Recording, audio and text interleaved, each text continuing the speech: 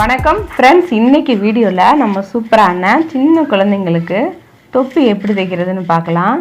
அதுக்கு 15 இன்ச் நீளமும் 15 இன்ச் அகலமும் உள்ள ஒரு 2 பீஸ் எடுத்திருக்கேன். சதுரமான 2 துண்டுகள் வேணும். நீங்கள் ஒரே கலராக இருந்தாலும் பரவாயில்ல எடுத்துக்கோங்க. லைனிங் தான் வைக்கணும்னு அவசியம் இல்லை. ஒரே கலர் துணியாக இருந்தாலும் 2 பீஸ் ஒரே அளவில் எடுத்துக்கோங்க. கண்டிப்பாக 2 துணி வேணும். சரிசமமாக மடிச்சுக்கலாம். முதல்ல ஒரு மடிப்பு மடிச்சுட்டு திரும்பவும் அதை இன்னொரு மடிப்பு மடிச்சுக்கலாம். அதோட சென்டர் பாயிண்ட்ல இருந்து 7 இன்ச் அளவு மார்க் பண்ணிக்கலாம். ஒரு கோன் ஷேப் வரும். உங்களுக்கு மார்க் பண்ணி வரைஞ்சி பார்த்தோம்னா அழகாக ஒரு கோன் ஷேப் வரும். அதை அப்படியே கட் பண்ணி எடுத்துக்கலாம். நீங்கள் இந்த கேப் வந்து குழந்தைங்க எல்லாரும் எந்த குழந்தையாக இருந்தாலும் தைச்சி கொடுங்க, ரொம்ப சூப்பராக இருக்கும். எலாஸ்டிக் நம்ம வைக்க போகிறதுனால நம்ம டைட் பண்ணிட்டோம்னா சின்ன குழந்தைங்களுக்கும் கரெக்டாக ஃபிட்டாகவே இருக்கும். 7 இன்ச்சு மார்க் பண்ணி கட் பண்ணி எடுத்தோம்னா நமக்கு அழகாக ரவுண்டாக 2 பீஸ் கிடச்சிரும். இப்போ இதோட சென்டரை மார்க் பண்ணிக்கலாம். மார்க் பண்ணிவிட்டு அதுலேருந்து ஒரு 4.5 இன்ச் வந்து மார்க் பண்ணிக்கலாம். சுற்றியுமே மார்க் பண்ணணும். இந்த 4.5 இன்ச்சை வந்து ரவுண்டாக மார்க் பண்ணணும். மார்க் பண்ணிவிட்டு அழகாக ஒரு ரவுண்டு போட்டுக்கோங்க. அப்படி ரவுண்டு வரலைன்னா சின்ன சின்னதாக புள்ளி வச்சுட்டு அதுக்கப்புறமா ஜாயின் பண்ணிக்கோங்க. 4.5 இன்ச் வரணும் உங்களுக்கு ஃபுல்லாக சுற்றியுமே. அப்படியே இது மேலேயே ஒரு தையல் போட்டுக்கலாம். தையல் போட்டாச்சு. இப்போ வந்து நீங்கள் என்ன எலாஸ்டிக் யூஸ் பண்ண போகிறீங்களோ அந்த எலாஸ்டிக் எடுத்துக்கோங்க. நான் வந்து ஒரு 1/4 இன்ச் அளவு உள்ள எலாஸ்டிக் எடுத்திருக்கேன். இப்போ அந்த எலாஸ்டிக்கோட அளவை அதை வச்சு நம்ம மார்க் பண்ணிக்கலாம். சுற்றியுமே அதே அளவு மார்க் பண்ணிக்கணும். 1/4 இன்ச் அளவுக்கு மார்க் பண்ணி சுற்றியுமே ரவுண்டு போட்டுக்கோங்க.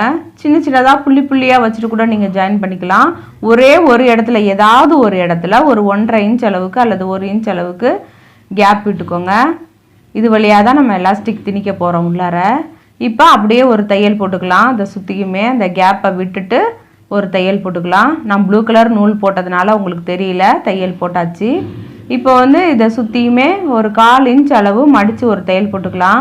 ஏன்னா எலாஸ்டிக் வச்சதுக்கப்புறம் அங்கே கொஞ்சம் கஷ்டமாக இருக்கும் தைக்க, அதனால முன்னாடியே தைச்சிக்கலாம்.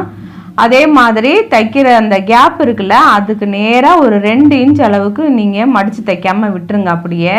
அப்போ தான் அதன் வழியாக நம்ம வந்து எலாஸ்டிக்கை உள்ளே திணிக்க முடியும். இப்போ எலாஸ்டிக் எடுத்துக்கலாம். எலாஸ்டிக் வந்து ஒரு 14 இன்ச் அளவு தேவை. நீங்கள் வந்து ரொம்ப சின்ன குழந்தைக்கு வேணும் அப்படின்னா நீங்கள் எலாஸ்டிக்கோட அளவை குறைச்சிக்கோங்க. அப்போ வந்து உங்களுக்கு கரெக்டாக ஃபிட்டாக நிற்கும். இந்த கேப்பு வந்து கிட்டத்தட்ட ஒரு 2 வயசு வரைக்குமே நீங்கள் போடலாம். ரொம்ப அழகாக இருக்கும். நீங்கள் தச்சு போட்டு பாருங்கள் உங்கள் குழந்தைங்களுக்கு.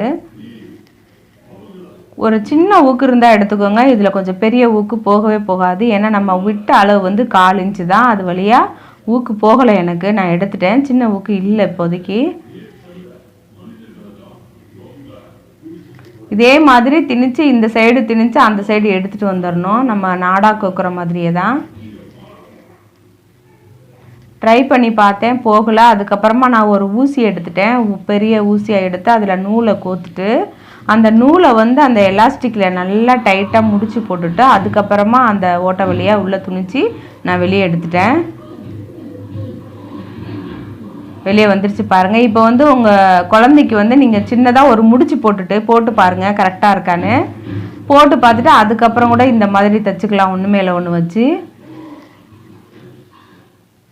தையல் போட்டுக்கோங்க. இப்போ நல்லா ஸ்ட்ராங்காக போடுங்க. ஏன்னா நம்ம இழுக்கிற எலாஸ்டிக் உள்ளே போயிடுச்சுன்னா அதுக்கப்புறம் எடுக்க முடியாது ஒரு தடவை தைச்சிட்டோம்னா. அதனால் நல்லா 2-3 தடவை தையல் போட்டுக்கோங்க. இப்போ நம்ம எலாஸ்டிக் திணிச்சோம்ல, அந்த இடம் கேப் இருக்கும். இப்போ அந்த இடத்த நம்ம வந்து ஒரு தையல் போட்டுக்கலாம். தையல் போட்டுட்டு நம்ம மடித்து தைச்சோம்ல அந்த ஓரத்தை, அதையும் கொஞ்சம் விட்டுருக்கோம் ஒரு 2 இன்ச் அளவுக்கு. அதையும் தையல் போட்டுக்கலாம். நான் வந்து இன்றைக்கி இந்த கேப்புக்கு லேஸ் வச்சு தைக்க போகிறேன். நீங்கள் ஜிக்ஸாக் லேஸ் இருந்தால் கூட அதை கூட வச்சுக்கோங்க. ரைட் சைடு ராங் சைடு எதுன்னு முதல்ல நீங்கள் பார்த்துக்கோங்க. பார்த்துட்டு லேஸை முதல்ல ரைட் சைடு வச்சுக்கோங்க. அது மேலே இந்த கேப்பை வச்சு அதோட எட்ஜில் அழகாக ஒரு தையல் போட்டுக்கோங்க. லேஸ் வந்து வச்சு தைக்கும்போது அந்த ஸ்டார்டிங் பாயிண்ட்டை வந்து ஒரு 1/4 இன்ச் அளவு விட்டுருங்க தைக்காமல். அதே மாதிரி எண்டும் 1/4 இன்ச் விட்டுருக்கோம். இப்போ வந்து இதை வந்து ஃபினிஷ் பண்ணிக்கலாம். அதோட பிசுறு வெளியே தெரியாத அளவுக்கு ஒரு சைடு மடிச்சுக்கோங்க. இன்னொரு சைடு அடியில் போகிற மாதிரி வச்சிங்கன்னா உங்களுக்கு அந்த லேஸோட பிசுறு வெளியே தெரியாமல் இருக்கும். அப்படியே வச்சு மிஷினில் ஒரு தையல் போட்டுக்கலாம்.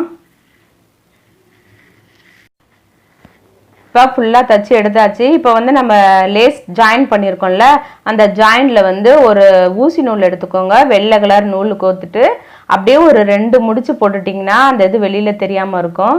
அவ்வளோதான், சூப்பரான கேப் ரெடி ஆயிடுச்சு. உங்கள் எந்த குழந்தையாக இருந்தாலும் கேப் போடுறதுக்கு ரொம்ப ஆசைப்படுவாங்க. ஃப்ரெண்ட்ஸ், நீங்களும் ட்ரை பண்ணி பாருங்கள். எப்படி வந்துச்சுன்னு கீழே கமெண்ட் பண்ணுங்கள். உங்களுக்கு இந்த வீடியோ பிடிச்சிருந்தால் லைக் பண்ணுங்கள். உங்கள் ஃப்ரெண்ட்ஸ்க்கு ஷேர் பண்ணுங்கள். தேங்க்ஸ் ஃபார் வாட்சிங்.